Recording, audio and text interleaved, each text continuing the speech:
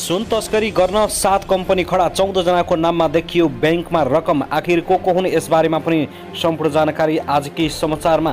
नाच्ने न्यूमा झगडा हुँदा चक्कु परार, पाल्पामा एकजना युवकको विवश रूपमा हत्या। सरकारले सुन तस्करी गर्ने उद्योग नै चलाएको एमाले अध्यक्ष केपी शर्मा ओलीको आरोप। एमालेले राष्ट्रिय विज्ञान दिवसमा अन्तर्क्रिया गर्दै विदेशमा रहेका नेपालीलाई मतदानको व्यवस्था गर्ने प्रधानमन्त्री प्रचण्डको आश्वासन के होला त सफल?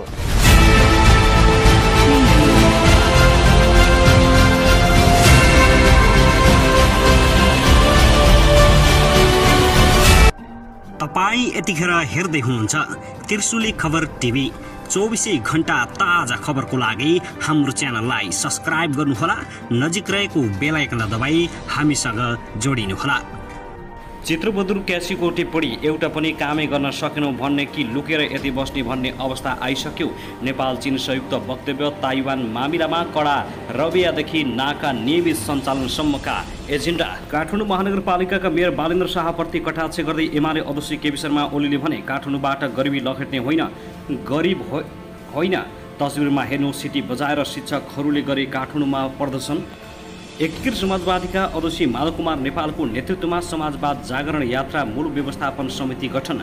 यीको प्रदर्शनमा पुगे एमाले उपाध्यक्ष पाण्डे र राप्रपा नेपालका अध्यक्ष कमल थापा।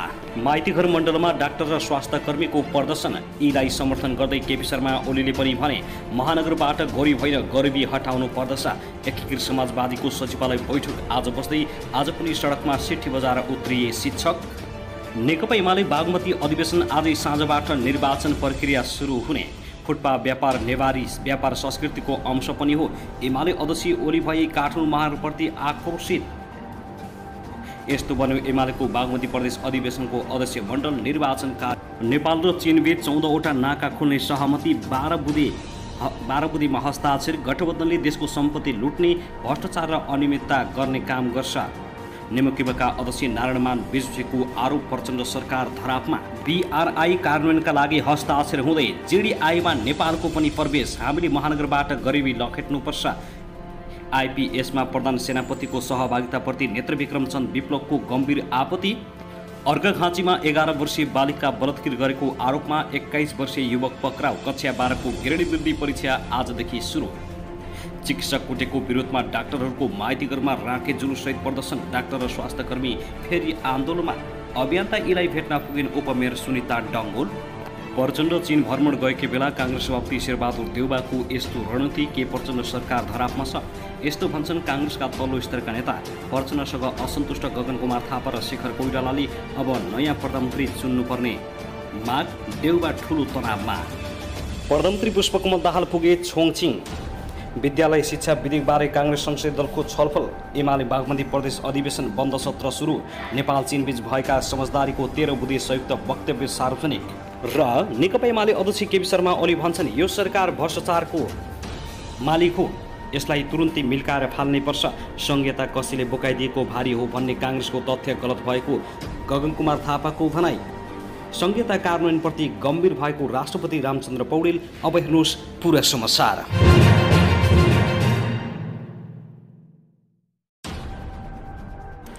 दर्शकबिन नमस्कार। युट्युब च्यानल नेपाली खबर मिडियामा तपाईँहरूलाई हार्दिक स्वागत छ। यदि हाम्रो च्यानललाई अहिलेसम्म सब्स्क्राइब गर्नुभएको छैन भने सब्स्क्राइब गरी नजिक रहेको बेल आइकन दबाई हामीसँग जोडिनुहोला। दर्शकबिन सदा झैँ आज पनि हामी तपाईहरुमाझ देशभरका विभिन्न समाचारका साथ उपस्थित भइसकेका छौँ। यो भिडियोलाई अन्तिमसम्म हेर्नुहोला, साथै कहाँदै हेर्दै हुनुहुन्छ, के भन्न चाहनुहुन्छ, तपाईँको मनमा लागेको प्रतिक्रिया कमेन्ट बक्समा छोड्न नभुल्नुहोला। दर्शकबिन के तपाईँ हाम्रो च्यानलमा नियमित श्रोता हुनुहुन्छ? यदि नियमित हुनुहुन्छ भने तल कमेन्ट बक्समा नियमित अथवा रेगुलर लेख्नुहोस्। नयाँ हुनुहुन्छ भने सब्स्क्राइब गर्न नभुल्नुहोस्, ताकि नयाँ अपडेटका साथ हामी तपाईहरुमाझ दैनिक रूपमा उपस्थित हुने गर्दछौँ। हाम्रा समाचार अपडेटहरू तपाईहरूलाई के कस्तो लागिरहेका छन्, जस्तो लाग्छन् त्यस्तै प्रतिक्रिया छोड्न नभुल्नुहोला। सबै समाचारहरू उत्तिकै महत्त्वपूर्ण छन्। त्यसैगरी आज पनि 30 विशेषका समाचारहरू पनि उत्तिकै महत्त्वपूर्ण लिएर आएका छौँ। साथै तीज लागिसके घटनाहरू भइरहेका छन्। मानिसहरूको विवश रूपमा हत्या भइरहेको छ। कहाँ के कति क्षति भयो यस बारेमा पनि सम्पूर्ण जानकारी दिनेछौँ भने प्रधानमन्त्री पुष्पकमल दाहाल प्रचण्ड अमेरिका गएर यस्तो अभिव्यक्ति दिएका छन्, जुन अभिव्यक्तिले सामाजिक सञ्जालभरि उनको आलोचना भएको छ। यस बारेमा पनि जानकारी दिनेछौँ। हामीसँगै रहनुहोला, अन्तिमसम्म हेर्नुहोला।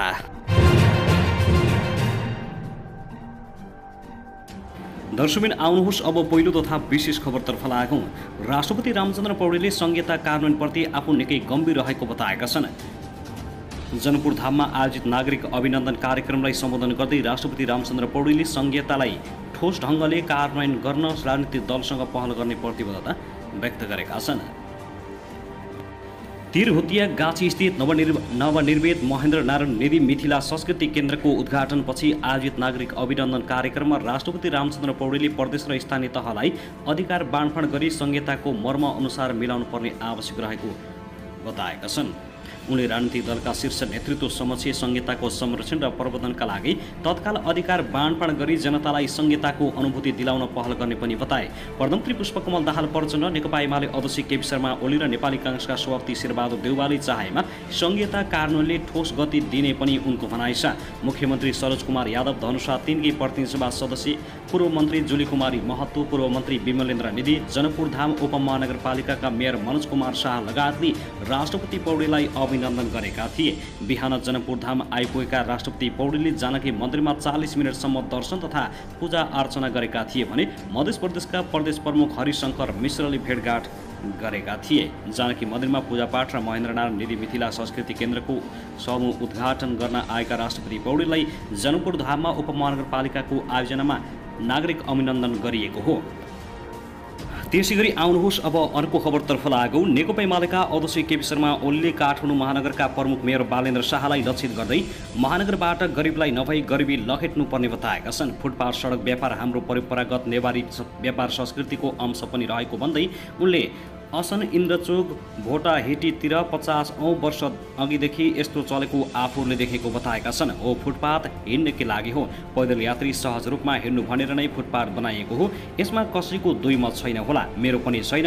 कुरा परम्परादेखि फुटपाथमा रोजीरोटीका लागि गुजारा व्यापार गरिरहनु भएका मानिसहरूको व्यवस्थापन कसरी गर्ने भन्ने मात्रै हो, सामाजिक सञ्जाल फेसबुकमा उनले लेखेका छन्। अहिले परम्परागत रूपमा चल्दै आएको कुरालाई 81 परिवर्तन गर्न खोज्दा केही खलबली हुनु स्वाभाविक र वैज्ञानिक पनि रहेको अध्यक्ष ओलीले उल्लेख गरेका छन्।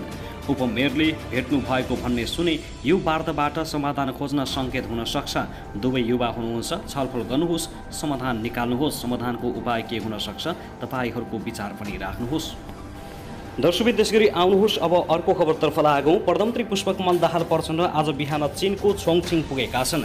7 व्यापी चीनको औपचारिक भ्रमणमा रहेका प्रधानमन्त्री दाहाल राजधानी बेजिङदेखि चाइना एयरको विमान मार्फत छोङछिङ पुगेका हुन्। उनलाई चिनिया अधिकारीद्वारा विमानस्थलमा स्वागत गरिएको छ।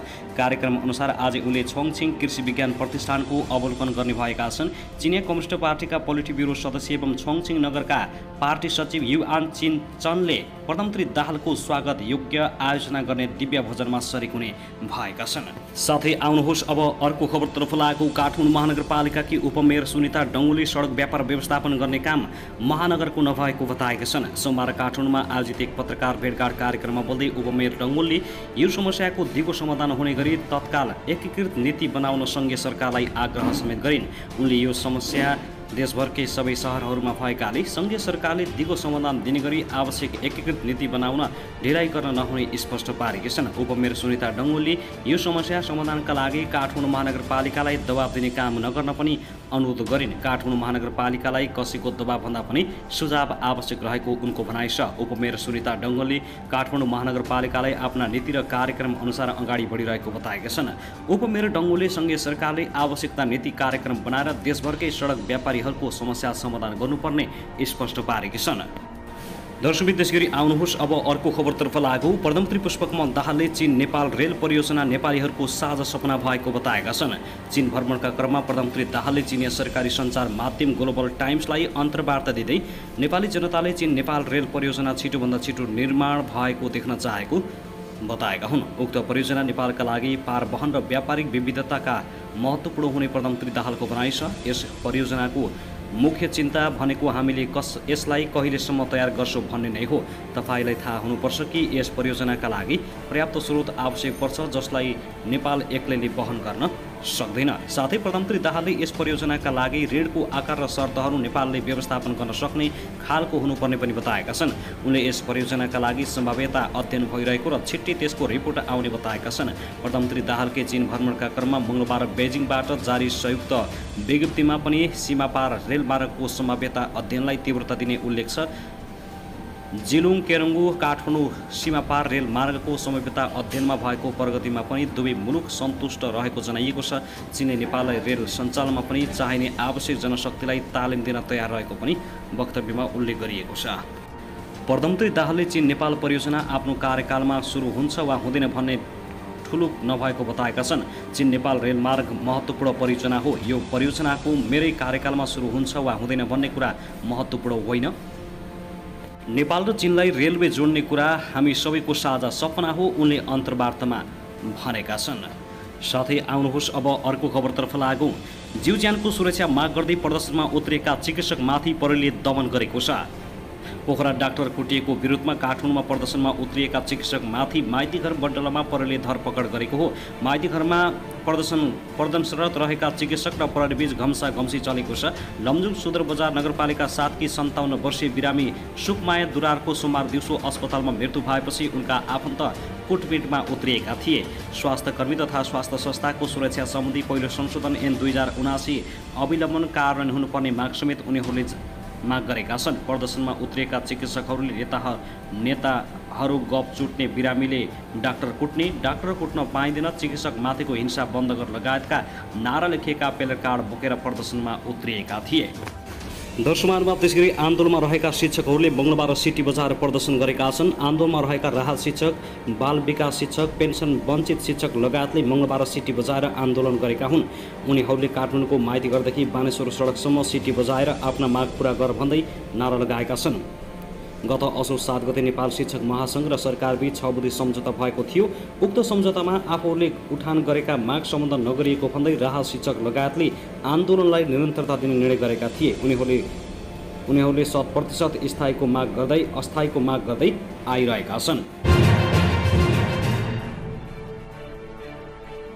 दर्शकबिन त्यसगरी आउनुहोस् अब अर्को खबरतर्फ लागौँ। नेपाली काङ्ग्रेसका महामन्त्री विश्वप्रकाश शर्माले समय चेत बुझ्न र हाँक्न सक्ने व्यक्ति मात्रै अबको पार्टी सभापति र प्रधानमन्त्री बन्न सक्ने बताएका छन्। उनले यो विषयमा अब बस्ने महासमिति बैठकले धारणा बनाउनु पर्ने समेत बताएका छन्। सो बैठकले अहिलेको पार्टी पङ्क्तिमा ऊर्जा भर्न, नागरिकको माझमा रहेको वृत्ति श्रेणा चिर्दै नवीन विश्वास जगाउन र 2082 सालमै महाधिवेशनको सुनिश्चित समेत गर्न सक्नुपर्ने उनको भनाइ छ।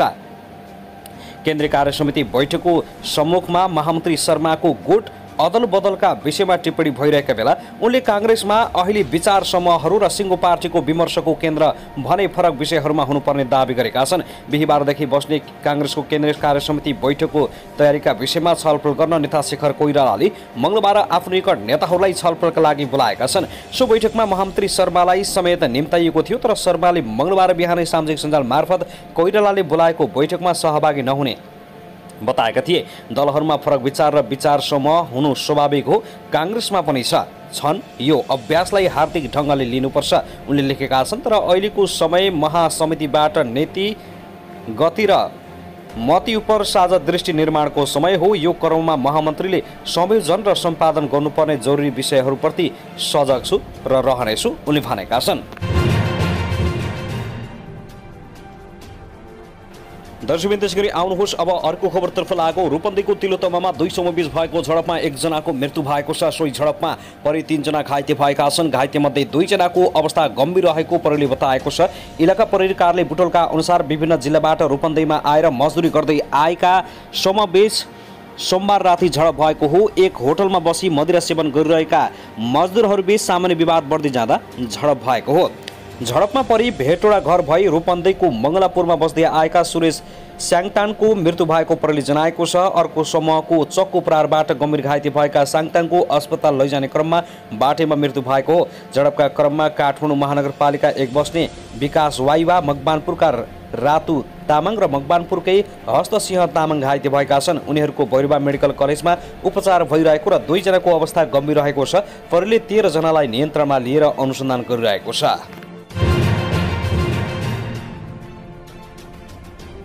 साथै आउनुहोस् अब अर्को खबरतर्फ लागौं। अर्थतन्त्रमा सुधार ल्याउन अर्थमन्त्री डा प्रकाश शरण महत असफल देखिएका छन्। अर्थमन्त्री डा महत पार्टी सभापति शेरबहादुर देउवा र देउवा परिवारको वरिपरि मात्रै घुम्दा सुधार ल्याउन असफल देखिएको अर्थतन्त्रका विज्ञहरूले बताएका छन्। महतले नचाहँदै देउवाको दबावमा अर्थ सचिवमा दौडधुप र शक्ति केन्द्र रिजाउन खप्पिस कृष्णहरि पुष्कर अर्थ मन्त्रालयबाट बाहिरिएको 8 महिनापछि अर्थ मन्त्रालयमा फर्किएका छन्। आफूले रुचाएका अर्थ सचिवबाट प्रगति आउन नसकेका बेला पुष्कर आएपछि झन समस्या बल्झिने अनुमान गरिएको छ। आफूले ल्याएको सचिवलाई 5 महिना नपुग्दै फाल्नुपर्ने बाध्यता आउनुले मन्त्रालय बाहिरबाट चलेको भएको प्रश्न देखिएको स्रोतले बताएको छ। पुष्कर अर्थ मन्त्रालयबाट गत वर्ष पुसमा बाहिरिएपछि तोयम राय र अर्जुन प्रसाद पोखरेल अर्थ सचिव भएका थिए। महत स्वामीले गत वैशाखमा तोयमलाई हटाएर पोखरेललाई ल्याएका थिए। पुष्कर राजस्व सचिव हुँदा सीसीटीभी फुटेज प्रकरणमा चर्चित बनेका थिए। पुष्करलाई राजस्व सचिवको जिम्मेवारी दिँदा अर्थमन्त्रीमा माओवादीका जनार्दन शर्मा थिए। अहिले ब्याङ्कको ब्याज बढ्न थालेको छ भने महँगी गुणात्मक रूपमा वात्ती बढेको छ, जनतालाई शास्ति भएको छ। यो नयाँ सरकारको अर्थतन्त्रले झन जनताहरू पीर मर्कामा परेका छन्। गरिबहरूले एक गाँस खान समेत सोच्नुपर्ने अवस्था आएको छ।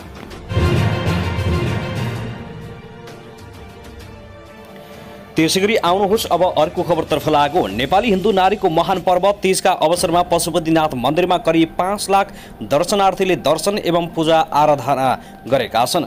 हिजो सोमबार साँझ 7 बजेसम्म करिब 5 लाख भक्तजनले पशुपतिनाथ मन्दिरमा दर्शन गरेको कोषका कार्यकारी निर्देशक डा घनश्याम खतिवड़ाले जानकारी दिए। धेरै भक्तजनले भने लाम बस्नुपर्ने भएकाले मूल मन्दिरभित्र प्रवेश नगरी परिसरबाटै गजुरको दर्शन गरेर फर्किएका थिए। पर्वका अवसरमा पशुपतिनाथ मन्दिरमा सोमबार बिहानदेखि भक्तजनको घोइचो लागेको थियो।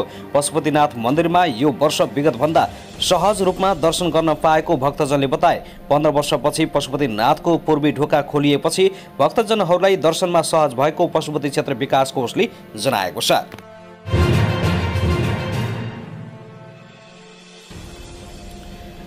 दर्शकबिन त्यसैगरी आउनुहोस् अब अर्को खबरतर्फ लागौं। संयुक्त राष्ट्रसङ्घ युएनको 78औं महासभामा भाग लिन प्रधानमन्त्री पुष्पकमल दाहालको नेतृत्वमा नेपाली टोली यति बेला न्युयोर्कमा छ। दाहालको महासभालाई सम्बोधन गर्ने र दर्जनभन्दा बढी उच्च राजनीतिक भेटघाट गर्ने कार्यक्रम तय छ।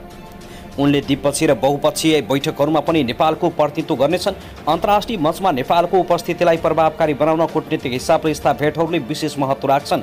बदलिँदो विश्व व्यवस्थापनका बीच यति बेला द्विपक्षीय र बहुपक्षीय कूटनीतिको पक्ष विपक्षमा बहस जारी छ। कूटनीतिक मामिलाका जानकारहरू भने नेपालले आफ्नो महत्त्वलाई दर्शाउन र एक स्वतन्त्र मुलुकको हैसियतमा उभिराख्नका लागि बहुपक्षीय कूटनीतिलाई जोड दिनुपर्ने धारणा राख्छन्। त्यसो त भूगोलमा भारत र चीनको बीचमा रहेको नेपालले विगतदेखि नै आफ्नो अस्तित्व रक्षार्थ पनि सबैभन्दा महत्त्वपूर्ण अन्तर्राष्ट्रिय हितका मामलामा जलवायु परिवर्तन, आर्थिक कूटनीतिक, आतंकवाद, मानव अधिकार, खाद्य सङ्कट, व्यापार लगायत विषयमा बहुपक्षीय रूपमा काम गर्नुपर्ने देखिएको छ। सन् 1955मा युएनको सदस्यता लिएदेखि नै नेपालले बहुपक्षीय कूटनीतिलाई जोड दिँदै आइरहेको छ। पहिलो विश्व युद्धपछि बनेको लिग अफ नेसन्समा पनि नेपाल सहभागी थियो। त्यसपछि युएन र अन्य बहुपक्षीय संस्थाहरूमा पनि नेपालले सक्रियता जनाउँदै आएको छ। नेपालले बहुपक्षीय कूटनीतिको अन्तर्गत नै युएन मातहत शान्ति स्थापनार्थ विभिन्न मुलुकमा शान्ति सेना पठाइरहेको छ। साथै युएनका विभिन्न एजेन्सीसँग मिलेर काम गरिरहेको छ। सन् 1961मा विश्व ब्याङ्क र अन्तर्राष्ट्रिय मुद्रा कोषको सदस्य बन्यो। त्यसपछि मात्र एसिया विकास ब्याङ्क र एसियन फ्रन्ट्रास्ट एभरेस्टमेन्ट ब्याङ्कको सदस्य बनेको हो। यी सबै आर्थिक सहकार्य गर्ने संस्थामा नेपालले सहकार्य गरिरहेको छ, तर नेपालले यी संस्थाबाट प्राप्त लाभ लिन भने सकिरहेको छैन। यति बेला प्रधानमन्त्री पुष्पकमल दाहाल प्रचण्ड अमेरिकामा व्यस्त छन् र उनको यतिखेर नेपालमा आलोचना भइरहेको छ। आलोचना यो कारण भएको छ कि उनी नेपालबाट बिदाई हुँदा दौरा सुरुवालमा प्लेन चढेका थिए भने न्युयोर्कमा उत्रिँदा उनी सुट टाईमा झरेको भन्दै आलोचना हुन थालेको छ। उनको गम्भीर आलोचना भएपछि सामाजिक सञ्जालमा विभिन्न खाले टिक्का टिप्पणी, कसैले गाली गलोज, प्रचण्ड पक्षले गाली गलोज गरेका छन्, विपक्षले टिक्का टिप्पणी गरेका छन्। यो कतिको जायज हो त्यो पनि कमेन्ट बक्समा छाड्नुहोस्। दर्शकबिन त्यसगरी आउनुहोस् अब अर्को खबरतर्फ लागौं। पाल्पामा आइतबार राति एकजनाको हत्या भएको छ। तिनाउ गाउँपालिका 2 घोन्डेबासका 24 वर्षीय सुनिल खत्रीको हत्या भएको जिल्ला प्रहरी कार्यालय पाल्पाका सूचना अधिकारी प्रहरी निरीक्षक सन्तोष चन्दले जानकारी दिए। स्थानीय एक घरमा भेला भएर तीज गीतमा नाच्ने क्रममा सामान्य झगडा हुँदा गैराती 12:30 बजे ती युवक माथि धारिलो हतियार चक्कु प्रहार भएको थियो। गम्भीर घाइते खत्रीलाई उपचारका लागि रूपन्देहीको बुटोल स्थित लुम्बिनी प्रादेशिक अस्पतालमा लैजाँदा राति पाउने 2 बजे चिकित्सकले मृत घोषणा गरेका थिए। स्थानीय महिला नाचिरहेका बेला ती युवकहरूमाथि सामान्य झगडा भएको थियो। त्यही विषयलाई लिएर पुनः झगडा भएको बुझिएको छ। झगडाले उग्र रूप लिएपछि चक्कु प्रहार गरेर हत्या गरेको प्रारम्भिक अनुसन्धानमा खुलेको चन्दले जानकारी दिएका छन्। हत्याको आरोपमा 4 जना युवकलाई प्रहरीले नियन्त्रणमा लिएको छ। जिल्ला प्रहरी कार्यालय पाल्पाका प्रमुख प्रहरी उपरीक्षक हेरम्ब शर्मा सहितको टोली घटनास्थलमा पुगेको छ। घटनाबारे थप अनुसन्धान भइरहेको प्रहरीले जानकारी दियो। दर्शकबिन त्यसैगरी आउनुहोस् अब अर्को खबरतर्फ लागौँ। नेकपा एकीकृत समाजवादी पार्टीका अध्यक्ष माधव कुमार नेपालले सत्ता गठबन्धनबाट आफ्नो पार्टीलाई बाहिर निकाल्ने षड्यन्त्र भइरहेको बताएका छन्। आज काठमाडौँमा आयोजित एक कार्यक्रमलाई सम्बोधन गर्दै उनले यस्तो बताएका हुन्। पूर्व प्रधानमन्त्री समेत रहेका अध्यक्ष नेपालले गठबन्धनलाई कमजोर पार्नका लागि आफ्नो पार्टीलाई बाहिर निकाल्ने षड्यन्त्रको काम गरिरहेको बताए। उनले सबै सो षड्यन्त्रबाट होसियार रहन आग्रह गरेका छन्। उनले गठबन्धनलाई बलियो बनाउने जिम्मेवारी आफूहरूको रहेको बताए। गठबन्धन बनाउने काममा भूमिका आफूहरूले नै खेलेको भन्दै गठबन्धन पनि आफूले नै जोगाउनु पर्नेमा जोड दिएका छन्। अनुचित कुराका विरुद्धमा सङ्घर्ष गर्ने र नयाँ स्तरको उन्नत कम्युनिस्टहरूको एकता कायम गर्दै अगाडि बढ्ने नीति आफूहरूको रहेको बताएका छन्। उनले भने आज गठबन्धनलाई धारे हात लगाएर यसलाई कमजोर पार्नका लागि अनि यसबाट हाम्रो पार्टीलाई बाहिर निकाल्नका लागि जुन किसिमको षड्यन्त्र भइराखेको छ त्यसबाट होसियार हुनका लागि म सबैलाई आह्वान गर्न चाहन्छु।